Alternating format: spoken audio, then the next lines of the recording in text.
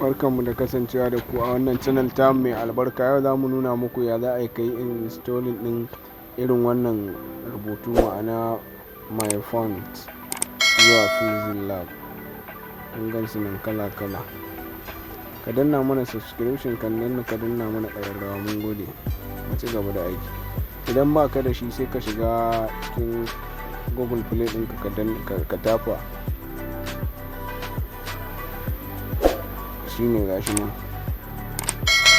wani, sai ka tafa ta cikin yawa. Wannan shine site din da in ka danna zai kai ka kala kalan wanda kake so za ka yi download. Gasu nan misali, bari mu download din wannan. Kun gani gashi nan mun yi download, yana ta tafiya. Sai ka dawo cikin wannan zip a ka din naka, gashi nan ai selected, sai kai copy, sai ka zo kai sabuwar folder musamman. To misali gashi nan font, sai ka zo ka ɗauko new folder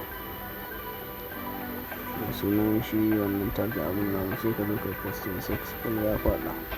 Sai ka dawo cikin Physics Lab ɗinka ka shiga wajen my font. Kun gani gashi nan a ƙarshe, kun gani.